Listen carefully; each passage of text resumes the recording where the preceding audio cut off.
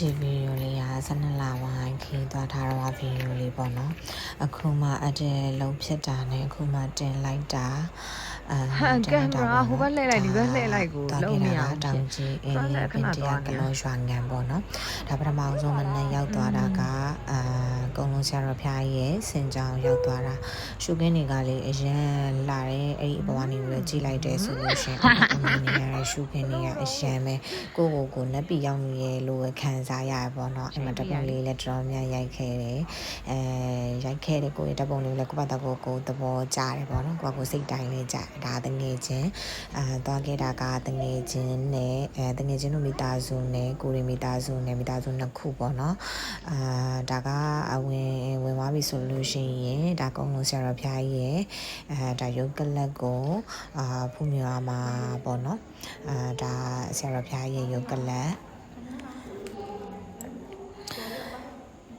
ဒါဆရာတော်ဖျားရဲ့ရုပ်ကလပ်ရောက်တဲ့ခိုင်ဆိုတော့ဆရာတော်ဖျားရဲ့အကြောင်းလည်းနည်းနည်းလေးလေးလာထားတာလေးပြပြမယ်ပေါ့နော်ဆရာတော်ကြီးရတဲ့တက်တော်96နှစ်ပေါ့နော်ဝါတော့86ဝါ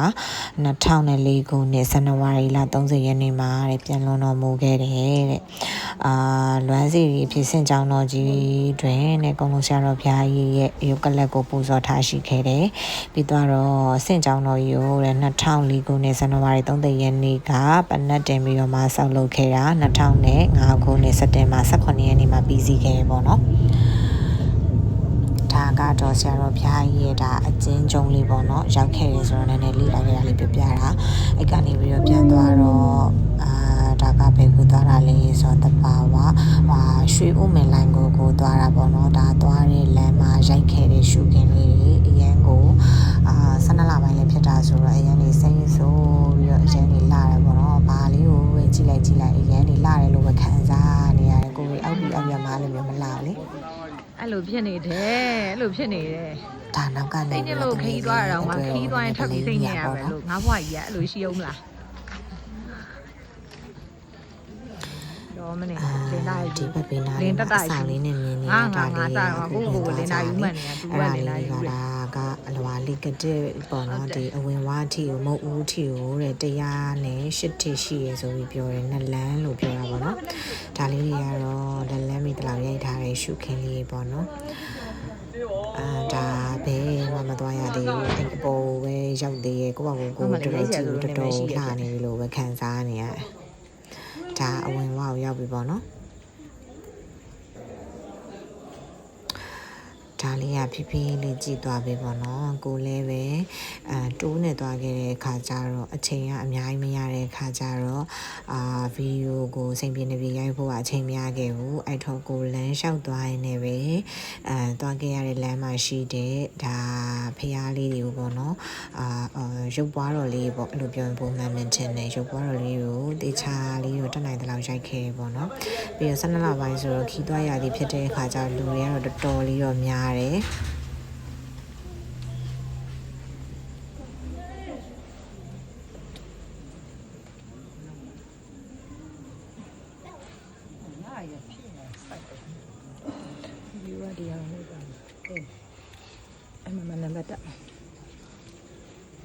ပုံမှန်ဆိုရင်တော့လေလို့ကိုယ်ရဲတွေဘာတွေကိုဝင်နေဆိုရင်နည်းနည်းမွန်းကြက်အဲ့လိုမျိုးအောက်ဆီဂျင်ငတ်တာလို့မွန်းကြက်လို့မျိုးအဲ့လိုမျိုးခံစားရပါတော့ဒါမဲ့ဒီအထဲမှာကျတော့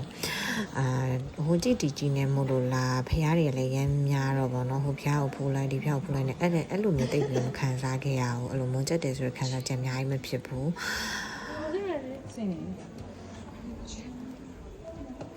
ဖျားတွေကအဲ့ထဲမှာ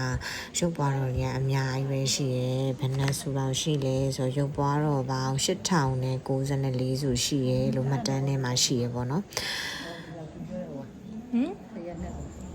ဟုတ်လားအဲ့ဒီမှာမြင်ရတဲ့အဲ့ဒီချွေးထွက်ကိုစားတော့ဆိုတော့ရုပ်ပွားတော်လေးနှစ်ဆူဆိုလို့ရှင်ပေါ့နော်ကိုကဒီခန္ဓာကိုယ်မှာလက်ကနေမကောင်းဆိုလို့ရှင်အဲ့ဒီရုပ်ပွားတော်ရဲ့လက်ကိုထိပြီးတော့ကိုကဆုတောင်းမယ်ဆိုလို့ရှင်နဲ့တတ်တာပြောက်ကင်းနေဆိုပြီးဆိုရစကားလေးလည်းရှိရပေါ့နော်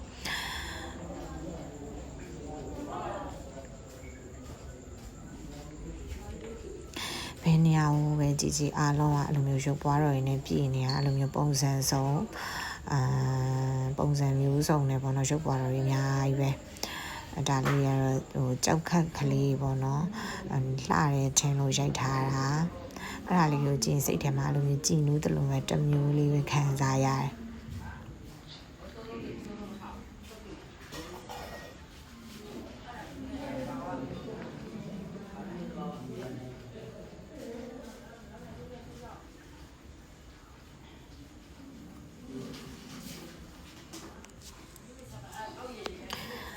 ပြီးတော့အဲ့ဒီကြောက်ခတ်ပန်းဆွဲတွေကနေပြီးတော့ကြာနေရီလေးဆိုရင်လည်းအရန်အမျိုးစိတ်ပြီးတော့အရန်နေအဲ့လိုမျိုးအေးတာပေါ့နော်တွားခဲ့တာက12လပိုင်းဆိုတဲ့ခါကျတော့အဲ့မှာဒါကြီးဇက်ကလေးကြာနေအောင်ရိုက်ထားတာပေါ့နော်တွားခဲ့တာ12လပိုင်းဆိုတဲ့ခါကျတော့အပြင်မှာလည်းရသည်တို့ကအဲ့လိုအေးစိမ့်စိမ့်လေးပဲပေါ့နော်ထင်တဲ့လောက်တော့မအေးဘူးဆိုပေမဲ့ညပိုင်းနေပါတယ်ဆိုရင်တော့ဒီတောင်ကြီးတို့ကလော်တို့ကအေးရေပေါ့နော်အဲ့လိုအပြင်မှာတော့အေးနေရဲ့ချိန်ဆိုတော့လေဒီခူတွင်းမှာအဲ့ဒီခင်းထားတဲ့အဲ့ဒီကော်စောတွေကလည်းလိုမျိုးနင်းလိုက်တာနဲ့အေးဆက်နေရပဲချိတ်ပွားတွေဆိုတာဒီခူတွေကနေပြီးပြန်ထွက်လာတယ်အရန်နေအေးဆက်နေရပဲအဲ့လိုမျိုးအရန်အေးတယ်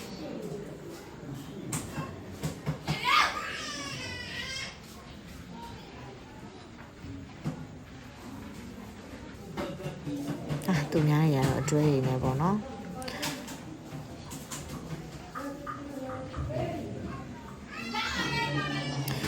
ဖြစ်ပါအတွင်းမပေါအောင်ဆောင်မယ်လေတကယ်ချင်းနေနဲ့လည်းတွားရတယ်မိသားစုနဲ့လည်းမိသားစုလည်းပါတာပေါ့နော်မိသားစုလည်းပါတယ်တကယ်ချင်းမိသားစုလည်းပါတဲ့ခါကျတော့ဘာဖြစ်ဖြစ်ဒီခီးလေးတွားခဲ့ရတာအဲ့တော့တော်တော်လေးပျော်ခဲ့တယ်ဒါဆိုရင်ဒါခုရဲ့ဒါအဆုံးဘက်ကိုရောက်လာတာပေါ့နော်တဖြည်းဖြည်းနဲ့ဒါတက်သွားမယ်ဆိုလို့ရှိရင်ဟိုးအပေါ်ဘက်ကိုရောက်တာနဲ့ဒါအဆုံးကိုရောက်တော့မှာပေါ့နော်အဆုံးဆိုတဲ့ခါကျတော့အဲ့မှာအတွင်းထဲမှာတော့နည်းနည်းကျေသွားပြီးတော့အလစ်တဲလေးမှောင်သွားပြီပေါ့နော်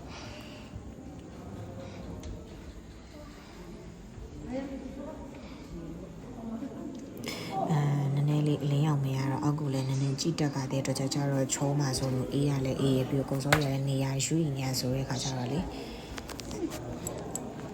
အဲ့လိုမျိုးဒီမြန်မာပြည်မှာတော့မှပေါ့နော်ဒီလိုမျိုးထူးဆန်းတဲ့အဲ့လိုမျိုးလိုင်းကူကြီးရှိနေရလားဆိုပြီးကိုယ်ကအဲ့လိုမျိုးတကူကူဆိုရင်ဇကားတွေပါကြည့်နေအောင်မှာပဲကွာအဲ့လိုမျိုးဂူတွေဝင်နေကားတို့အဲ့လို adventure တွေပေါ့နော်ဘာတွေဖြစ်မလဲဆိုတဲ့အဲ့လိုမျိုးဇကားတွေကိုကြည့်ရကြိုက်တဲ့ခါကျတော့ဒီလိုမျိုးဂူတွေကိုရောက်တဲ့ခါကျတော့အရန်လေးစိတ်ခံစားချက်ရန်ကောင်းတယ်ဒါဆိုရင်ဒါဝေးရနေပြီးတော့လှမ်းပြီးတော့အနီးကိုရိုက်လိုက်ပြီးရိုက်လိုက်လို့ရိုက်ထားတာဒါကြတော့ပြန်အထွက်မှာတော့ပေါ့နော်ကိုမဝင်ခဲ့ရတဲ့နေရာလေးပေါ့နော်အဲ့ထဲကိုဒါတစ်ခေါက်ဝင်ပြီးတော့ပြထားတာရိုက်ပြထားတာပေါ့နော်ဒါကိုအဝင်တော့ကမဖူးလိုက်ရတဲ့ရုပ်ပွားတော်လေးဆိုတာဒီဘက်အချမ်းပေါ့အဲ့လိုမျိုးဒီရွှေဦးမင်းတဘာဝလှိုင်ကိုကထုံကြောက်လှိုင်ကိုဖြစ်တယ်ပေါ့နော်နှစ်တန်ပေါင်း200လောက်ရှိပြီလို့တော့မှမှတ်တမ်းထဲမှာရှိရဲကိုရဲ့ဒီအဆုံးပေရဆိုလို့ရှင်ပေါ့နော်490ပေလောက်ရှိရဲဒီထဲမှာရှိရဲဖျားစီပထုံးတွေကပုံစံမျိုးစုံနဲ့တီရှိရဲပြီးရုပ်ပွားတော့ပေါင်းနဲ့8000နဲ့မှ94စုရှိရဆိုပြီးတော့မှတ်တမ်းအရာတော့အဲ့တိုင်းရှိရပေါ့နော်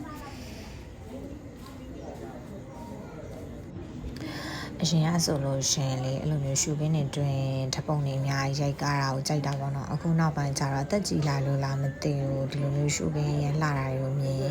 ဓပုံရိုက်တာတက်ဆိုင်လို့ရှင်ကိုယ့်ရဲ့မျက်လုံးနဲ့အမြင်နဲ့ဆွေးနေအောင်မှတ်ကားတာကိုပို့ပြီးတော့ကြိုက်လာတယ်ပေါ့နော်ဒါအပြင်ကိုပြန်ထွက်လာတဲ့အခါကျလို့ရှိရင်မြင်ရမယ်မြင်ကွင်းဒါပုံတလုံးရှိကန်ဒါဝေးရနေပြီးတော့မှလှမ်းပြီးတော့ရိုက်ပြီးထားတာဆွဆွဲပြီးတော့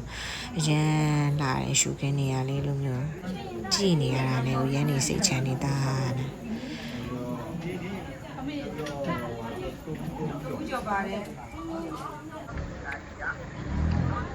သူကကုန်းကြောင်းနဲ့တက်လို့ရတယ်ဓလီကားနဲ့လည်းတက်လို့ရတယ်ဒီလားဒါပြင်ဆင်းလာပြီတငယ်ချင်းအမှသူတို့ပစ္စည်းလေးဝင်မယ်လက်ဆောင်ပစ္စည်းလေးဝင်မယ်ဆိုတော့လေသူနောက်ကနေမိထားတာတော့ပြန်ထွက်လာပြီပေါ့နော်အဲ့မှာလည်းလိုပဲကြည့်ရှု